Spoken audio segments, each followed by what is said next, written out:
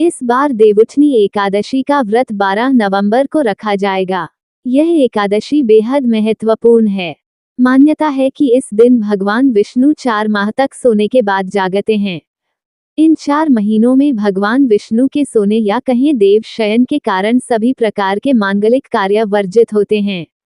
कार्तिक माह के शुक्ल पक्ष में पड़ने वाली दूसरी एकादशी को देवउठनी एकादशी कहा जाता है। इस बार देवउठनी एकादशी का व्रत 12 नवंबर को रखा जाएगा। यह एकादशी बेहद महत्वपूर्ण है। मान्यता है कि इस दिन भगवान विष्णु 4 माह तक सोने के बाद जागते हैं।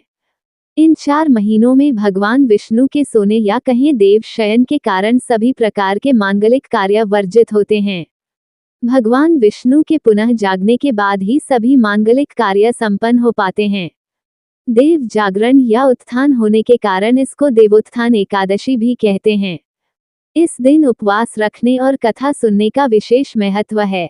देवउठनी एकादशी की तिथि और मुहूर्त। देवउठानी एकादशी 2024 डेट एंड टाइम आइए चलिए जानते हैं। इस बार कार्तिक माह की एकादशी 11 नवंबर को शाम के 6:46 बजे से लेकर 12 नवंबर को शाम 4:04 बजे तक रहेगी। ऐसे में 12 नवंबर को उदय तिथि में होने के कारण देवउठनी एकादशी का व्रत इसी दिन रखा जाएगा। वहीं इसका पारण 13 नवंबर को सुबह 6:42 बजे से 8:51 बजे के बीच किया जाएगा। देवउठनी एकादशी की पूजन विधि। देवउठानी एकादशी पूजा विधि।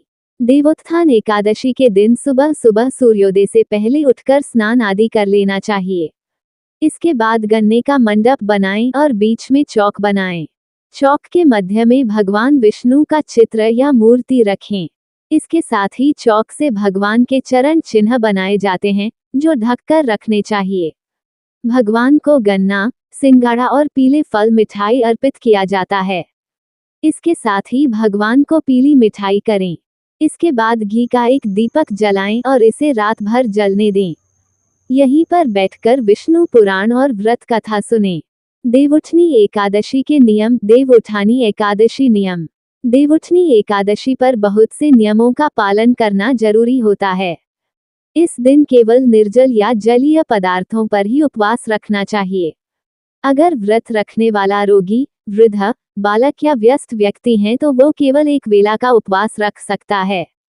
इस दिन चावल और नमक से परहेज करना चाहिए। भगवान विष्णु की उपासना करना अच्छा रहता है। देवउठनी एकादशी के दिन तामसिक आहार, प्याज, लहसुन, मांस, मदिरा या बासी भोजन का सेवन बिल्कुल न करें।